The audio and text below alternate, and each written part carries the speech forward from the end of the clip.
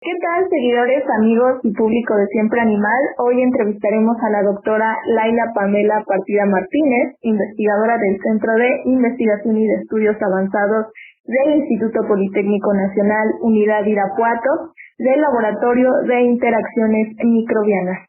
Buen día, doctora, espero se encuentre muy bien. En nombre del equipo Siempre Animal agradecemos su disposición a esta entrevista y gracias por tomar la llamada.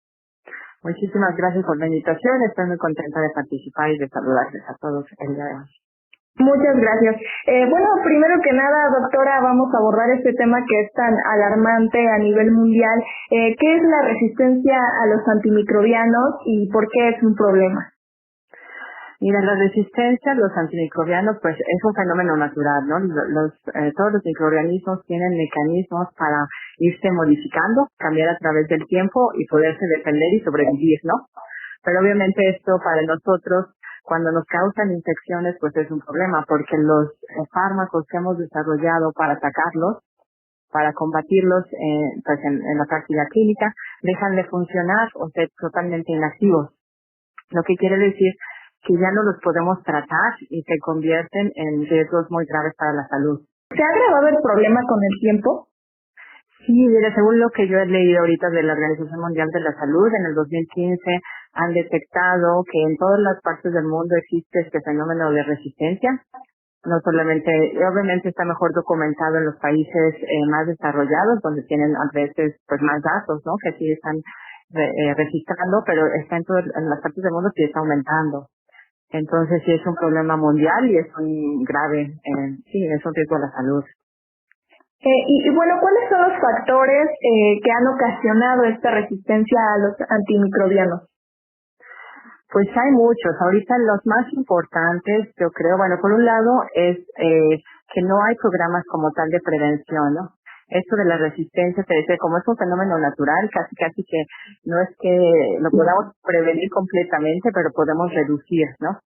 Y la reducción de la resistencia es algo que se tiene que planear a través de medidas de prevención, tanto que se implementen en los hospitales, y también tienen que ver también con el diagnóstico.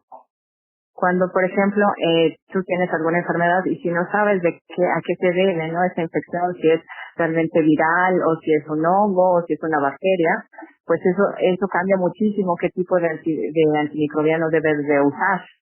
Pero si no hay un buen diagnóstico, a veces te pueden recetar cosas que no son útiles y que lo que conllevan es que otros se vuelvan resistentes, ¿no? Entonces, esa es una, que no se, la prevención y el uso, sí, que no haya un buen diagnóstico y que se usen, algunos que sean erróneos tal vez. Y obviamente como pacientes, una de las cosas que puede ser es que tomes tal vez sin que te receten antimicrobianos. Y tal vez cuando te los recetan, que no los tomes el tiempo que debes, ya sea por un tiempo más corto, el que te dijo el doctor, o un tiempo más largo, ¿no? Pensando que más es mejor. Eso también puede llevar a fomentar la resistencia. ¿Hay factores económicos implicados también? Sí, bueno, los factores económicos, imagínate, a nivel país, pues primero necesitaríamos tener en cada centro de salud o en donde la gente va con problemas de salud e infecciones, es realmente tener un buen monitoreo y diagnóstico. Y pues sabemos que al menos en México pues todavía no todos los centros de salud tienen laboratorios adecuados y que puedan, por ejemplo, hacer un diagnóstico acertado y también en el tiempo, ¿no? Entonces, en tiempo y ser eficientes en eso. Tampoco hay a veces todos, hasta incluso pues todos los hasta alcohol y cosas así para tener desinfectado adecuadamente todos los materiales que se utilizan. Entonces, a veces, lamentablemente, estos centros de salud se convierten en los diseminadores, ¿no?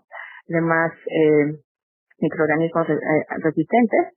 Y obviamente las personas que van a atenderse pues son más débiles y generalmente pues pueden causar ahí muchas de las pues sí de las infecciones y de los microorganismos que están ahí presentes, ¿no? Entonces, bueno, eso es algo de lo que económicamente se tendría que mejorar, ¿no? Destinar más recursos para tener un monitoreo y para que en todas las clínicas hubiera lo mínimo necesario para prevenir las infecciones, sanitizar los materiales, tener suficiente material, etcétera. ¿Cuáles son las enfermedades que se verían más afectadas? También según este reporte, realmente lo que más tenemos a nivel mundial, y creo que no serían los datos muy diferentes para México, aunque obviamente yo no soy experta en la salud, ¿no? Lo estoy trabajando directamente en la clínica y bueno, y tanto con el sector salud, pero las infecciones respiratorias son las más altas, digamos es el mayor índice, donde neumonía, por ejemplo, es uno de los que mata alrededor de 4.4 millones de personas en el mundo, y de esos 4.4 millones, 4 millones son niños, ¿no? Entonces eso es algo que nos hace también pues obviamente muy importante, de que tenemos que combatir. ¿Es cierto que el uso de promotores de crecimiento y otros fármacos en el ganado destinado a la alimentación humana ha contribuido a agravar el problema? Sí, claro que sí, porque sí, esto es algo en la agricultura también, tanto en el ganado como en la agricultura se usan a veces de forma mal empleados y a veces también de forma excesiva algunos de estos productos, y obviamente eso agrava la situación. Muchos de ellos tampoco no son fáciles de degradar y se quedan en el ambiente.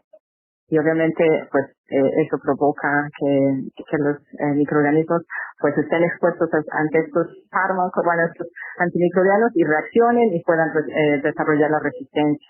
Porque aprenden muy fácil de entre ellos, ¿no? Entonces, si uno ya tiene cómo salvarse de algún fármaco, se lo pueden pasar entre ellos, ¿no? Son muy buenos para comunicarse y para darse esas soluciones, entonces eso aumenta esa resistencia. Es increíble su mecanismo, ¿no? Sí. Es todo un tema. Y bueno, ¿qué medidas se tienen que tomar? ¿Qué se puede hacer al respecto? Sí, básicamente yo creo que como cuando seamos pacientes, ¿no? Cuando nosotros nos enfermamos, pues primero tratar, de no automedicarnos, ¿no? Esto es algo que en México antes se conseguían la mayoría de los antimicrobianos, los antibióticos de forma sin receta, ¿no? Ahora esto se ha controlado más, ya realmente necesitas una receta. Entonces creo que, como pacientes, uno tiene que realmente seguir las indicaciones del médico, y no, a veces también es curioso que la gente siempre quiere que le receten algo, ¿no? Aunque a veces simplemente el descanso podría ser suficiente, o el tomar. Entonces, ser más conscientes en eso. Y obviamente desde la parte médica, pues es usar realmente los antibióticos solamente cuando se deba y tener un mejor diagnóstico y monitoreo de los casos. ¿Algún mensaje que le pueda dar a los seguidores de Siempre Animal? Sí, otra de las cosas que a mí me gustaría decirles, obviamente cuando pensamos muchas veces en los microorganismos, y sobre todo ahorita con este problema de la resistencia y así, solamente vemos la parte de los patógenos, ¿no? Que ahorita obviamente esto es muy evidente con el virus, ¿no? El COVID, que nos tiene ahorita, pues están todos en casa, en cuarentena, etcétera. Pero realmente la mayoría de los microorganismos que están en el ambiente y en nuestros propios cuerpos, ¿no? Que son parte de nosotros, son realmente microorganismos benéficos. Entonces creo que hay que, si bien son problemas, la de la resistencia, etcétera, también hay que valorar el papel positivo que tienen los microorganismos en el ecosistema, en la salud humana, en la de los animales, de las plantas, etcétera. Y eso es a veces algo que tampoco estamos tan conscientes. Entonces no solamente es como los chicos malos, a mí me gustaría, y realmente sin los microorganismos no existiríamos casi en la tierra, ¿no? Y todo el reciclaje de nutrientes, entonces hacen cosas muy buenas. Obviamente cuando salen fuera de un equilibrio, es cuando tenemos estas infecciones y patogénesis, etcétera, pero en realidad la mayoría son benéficos para nuestra salud. Pero claro, los que no, hay que saberlos cuidar, monitorear y sobre todo usar de forma más efectiva y sabia los fármacos que se tienen desarrollados, ¿no? Porque toma muchísimo tiempo, ¿no? Toma muchísimo tiempo desarrollar nuevos fármacos y nuevos antimicrobianos. Entonces, obviamente, pues si nos los acabamos por usarlos mal, van a aumentar pues las incidencias y las muertes, ¿no? Finalmente. Así es, y como menciona, hay bacterias buenas y microorganismos que ayudan incluso en esta parte de la biotecnología, ¿no? Que también es muy importante para la salud y para, pues bueno, crear nuevos materiales, ¿no? Que pues, claro. Bueno, imagínate sin la cerveza, no todo el mundo cuando piensa en pues la cerveza, de los productos más viejos de la fermentación, ¿no? De los microorganismos, los quesos, las compostas, ¿no? Si no tuviéramos los microorganismos, pues ellos reciclan toda la materia orgánica y la vuelven otra vez suelo, ¿no? Y esos nutrientes para otras plantas, etcétera.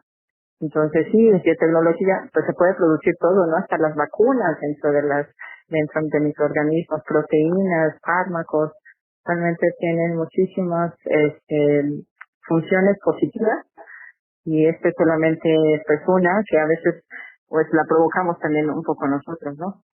Al no usarlos bien. Así es. Bueno, pues muchísimas gracias, doctora Laila. Yo creo que valdría la pena profundizar un poquito más en otra ocasión en este tema de las bacterias buenas. Creo que también es un tema que podría interesar mucho a nuestro público y que vale la pena difundir. Bueno, por último, doctora, ¿alguna pues algo que nos quiera compartir acerca de lo que está haciendo el CINVESTAB, que hacen investigaciones muy, muy interesantes, que bueno, ya les hemos dicho al público que se acerquen a las redes sociales para que conozcan lo que están haciendo estos centros de investigación tan importantes en nuestro país? Algo de lo que se esté haciendo al respecto de este problema de los antimicrobianos, de la resistencia. Mira, sí, sobre todo, bueno, la sección, digamos, más fuerte del CINVESTAB en la parte de la salud está en la Ciudad de México, donde tienen también hay una unidad enfocada en la farmacología y también hay otras que están más enfocadas a la salud humana en Zacatenco, tanto en el norte como en el sur de la ciudad. Y realmente esos grupos, tanto desde virus y obviamente de fármacos y de cómo responder, son los más indicados dentro de, ves que en CINVESTAB pues tenemos varios centros a lo largo del país. Aquí en Irapuato pues estamos más enfocados a la parte pues agrícola o de las plantas, aunque también ya tenemos modelos como lo de Alfredo Cruz con el ajolote, ¿no? Salamandras, con la diversidad, ¿no? Pero realmente, bueno, sí, obviamente ahorita, por ejemplo, hay un grupo que está también trabajando y analizando y tratando de proponer estrategias también para lo del virus, ¿no? Y la pandemia. Entonces, evidentemente, pues, sí, este tipo de temas pues sí se están abordando. Y lo que creo que nos ha faltado a nivel país, aunque haya gente preparada en México en muchas instituciones, es tener un plan más de largo plazo, ¿no? Sí, de más de un sexenio, ¿no? Y de realmente para mejorar nuestros sistemas de salud y de vigilancia y cómo comunicar la ciencia pues a la práctica diaria, ¿no? Pero en general, digo, ahorita lo que hay que decir también es que si todo el mundo los que se puedan quedar en casa se queden en casa, realmente, que no aminoremos, digamos, hagamos menos, ¿no? El efecto que pueda tener el COVID en la salud y en toda la sociedad. Entonces, todos aquellos que puedan quedarse en casa, yo creo que también esa es una recomendación ahorita más que pertinente, ¿no? Para evitar que realmente que tenga efectos más negativos en nuestra sociedad. Así es, y como bien menciona, es muy importante que también se invierta por este tipo de problemáticas y obviamente por la investigación en general, que siempre es necesaria, que se invierta más en investigación, en ciencia, en difusión de la ciencia también. Claro, sí, en difusión importantísimo. Así es muy, muy importante, algo que también estábamos platicando con el investigador Alfredo, precisamente. Así que muchísimas gracias, doctora Laila. Esperamos tener el gusto pronto de volver a entrevistarla. Creo que hay muchos temas que podemos abordar muy, muy interesantes y también, desde luego, difundir el trabajo que está haciendo CINVESTAB con muchísimo gusto. Claro. No, muchísimas gracias, muchas gracias por la invitación, es una gran labor, es muy importante lo que ustedes hacen, comunicarlo de forma más. Sí, la divulgación es importantísima y ojalá que todo el mundo apreciemos cada vez más pues los temas que se desarrollan en México, la ciencia que se hace y la podamos apoyar más para tener una vida mejor, ¿no? Claro que sí. Muchísimas gracias, doctora. En nombre de todo el equipo le agradecemos y estamos en contacto. Muchísimas gracias, muy buen día. Hasta pronto. Gracias, doctora. Hasta pronto.